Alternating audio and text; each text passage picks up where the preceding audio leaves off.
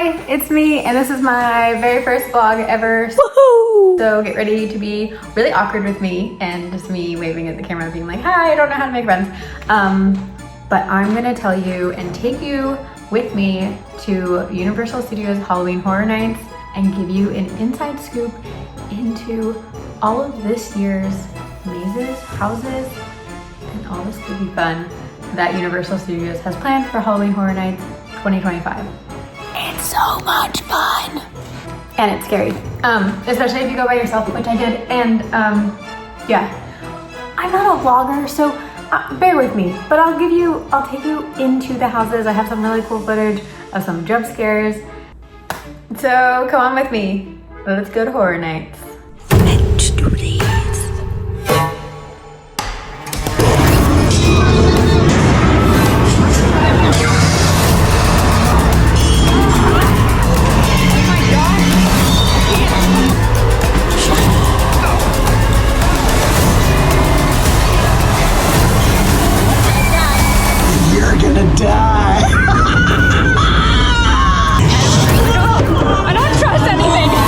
A night of true horror awaits you. Okay, so I'm gonna start with big picture overall. First of all, shout out to Universal Studios Orlando for hosting and inviting Corinne and I. Corinne couldn't go, so I went solo, and I would say that was the scariest thing of the entire time, trying to make friends. Why is that so hard? I don't know. But I did meet some really, really cool people, but I wasn't close enough to them yet. Like, I didn't develop that friendship where I could cling on to them as I went through the houses. But, you know, here's hoping next year we get invited again, knock on wood, and that Corinne can come. Okay, so there are 10 houses this year, and I would rank them like from I'm not really sure what's going on to holy poop my pants, that was scary, to wow, that is so cool, the production's amazing, I want to go through this 100 times. So I'll start with I'll tease my favorite. My favorite was the Terrifier, but I'll get there in a minute. I am going to start with kind of my least favorites. I'm going to start with the ones that were cool, like everything is so cool, very well done production wise, but weren't my favorite. Okay, so there were 3 that I thought were super cool, but they didn't blow me out of the water. They were Galkin, Monsters of the North, The Horrors of Wyatt 6, and Hatchets and Chains, Demon Bounty Hunters. They were super cool. Production again was amazing. If you like WME, I think that's what it's based off of. The Horrors of Wyatt 6 was cool, and I did like the characters. Like, I feel like the whole time you're with the same characters and you're going along this journey, which was really cool. We are the Wyatt 6. We're here. The horror.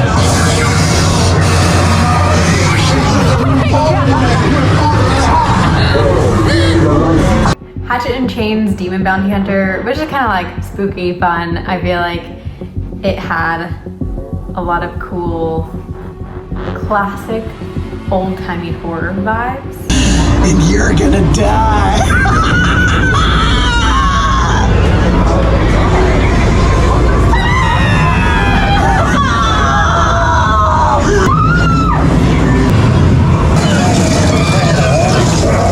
Your skin.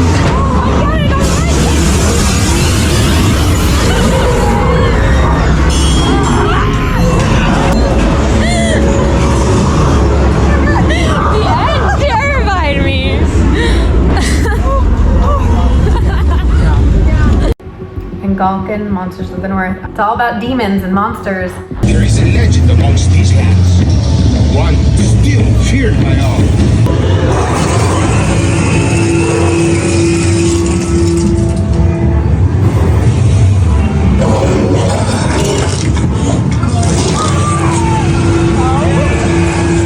Okay, but then there was Graves of Flesh, which I was obsessed with this concept.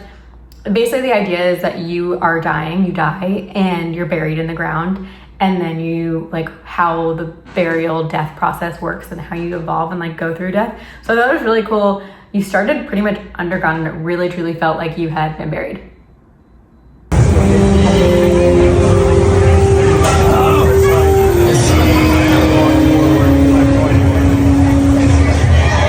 The dead sea.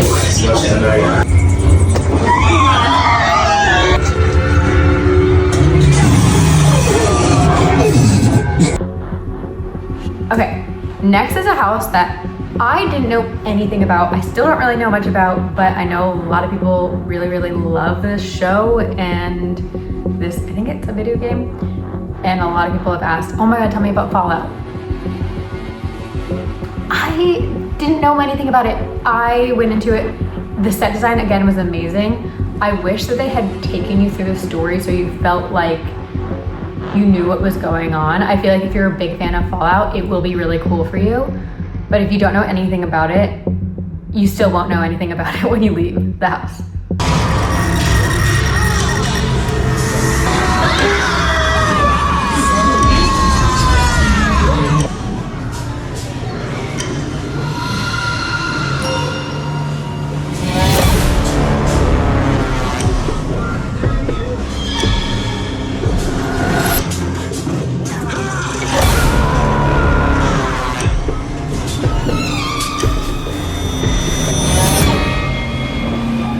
Okay, the next one, this is high up on the scare list because traditionally people have fears of this. So I imagine if you're scared of dolls, you won't like this house.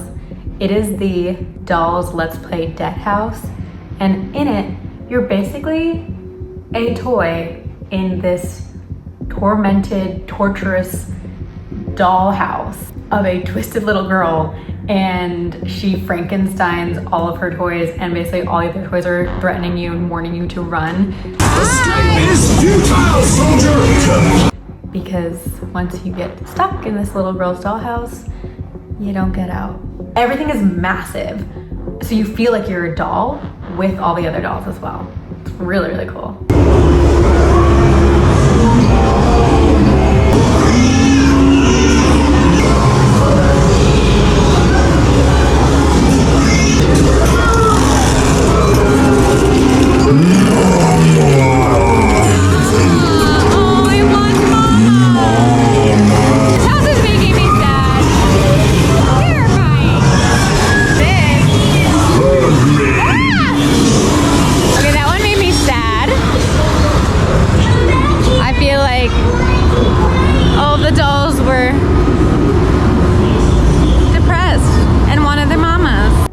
I was not scared of it. Toss, toss.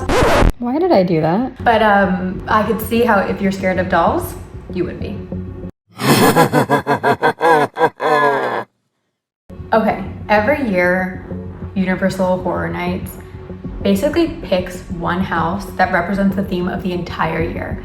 And this year it was El Artista, a Spanish haunting. And you know how we feel about Spanish hauntings, but this one was really, really cool. And it was also the first house that we went into. So I think maybe this has to do with why I was so startled and like felt like this was such a scary house, because I was not primed to be scared. I just went right in. It was the first one. I had no one to cling on to, and I got very scared. My new friend Tiffany, photo of her here, hi Tiffany, laughed at me a lot because she was like, they got you. And I was like, yes, they did. They really did.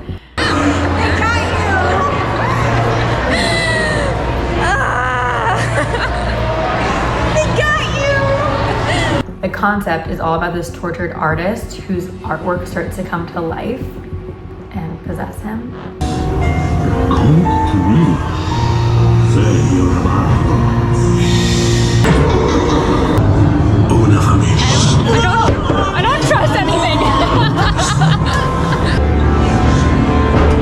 Oh my God. I'm scared of everything.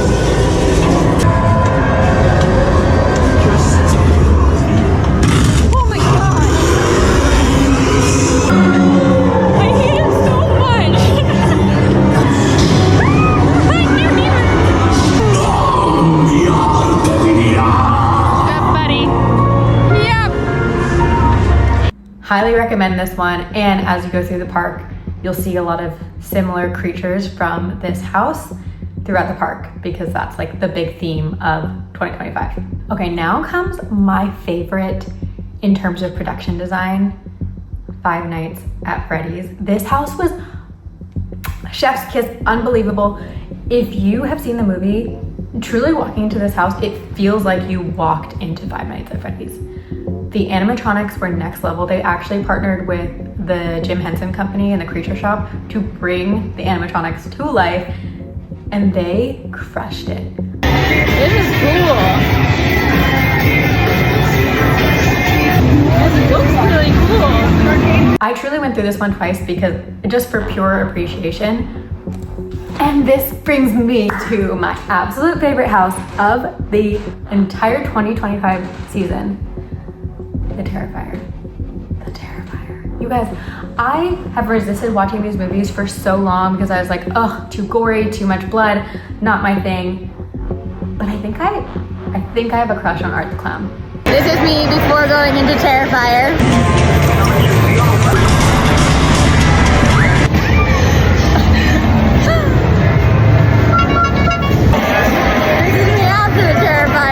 This house was so interactive. There are so many different iterations of Art the Clown. You go through like the fun house vibe, which I felt like dancing with Art. Then you go through Santa, like Christmas, Art the Clown, Terrifier situation. Kelly should be on work tonight.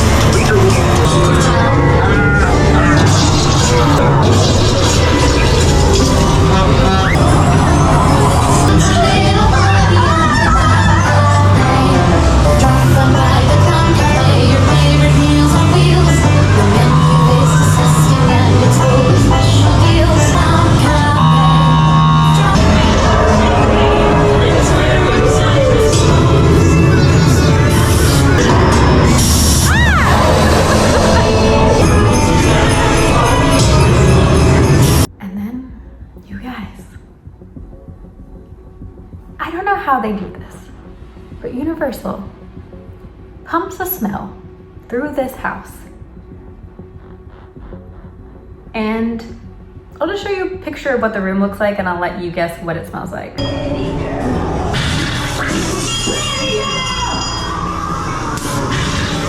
one smells terrible.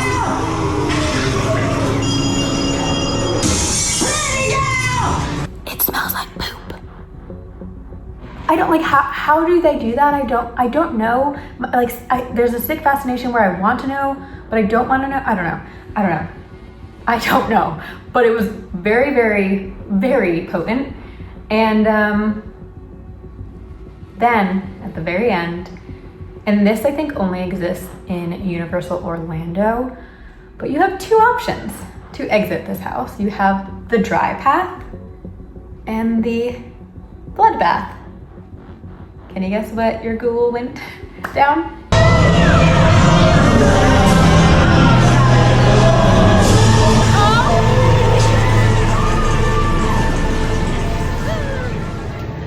The bloodbath.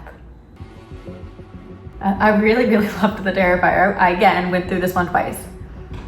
But I saved the most terrifying house for last. The Jason Universe house.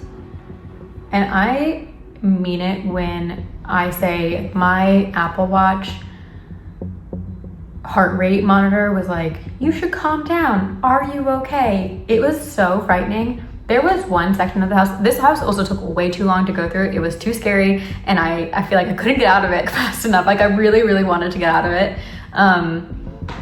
But you had to go through the whole thing. There's one portion of the house that is pitch black, but you feel these Jason characters popping out at you from either side, which I don't know how they don't smack people in their heads because it's pitch black in there.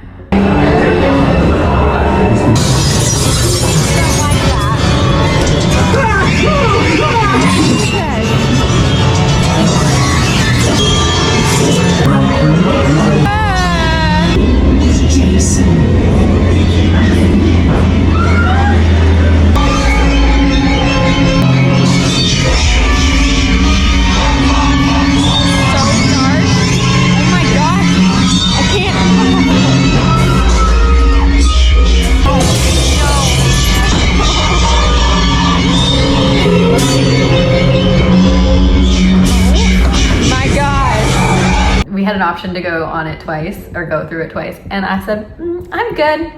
There is such a relief on exiting these mazes. I'm gonna walk down the cat lady of Crooked Lane and see how she turns all the children into the costumes that they dress up as. Grow in the family. Which was also delightful. But yeah, Jason was terrifying, absolutely terrifying. I am very curious to hear what you all think if you go to Universal Horror Nights this year. Rank your houses. What was your scariest? What was your favorite? What was the one that you felt like, oh, that's cool, but a little underwhelmed by? I want to know. I wish I could go again. Again, I want to give a shout out and say thank you so much to Universal Orlando for inviting Corinne and I and hosting us at this year's Horror Nights. So while I hate vlogging and I hope to never vlog again, I will do it time and time again for Universal Horror Nights. So invite me again, please, please, please. I'll literally sell my soul. I'll vlog nonstop. Anyway, hope you enjoyed this. Thank you again to Universal Horror Nights Orlando Studios for inviting us, hosting us. Okay, I hope you enjoyed this. More awkward waving from me. Bye.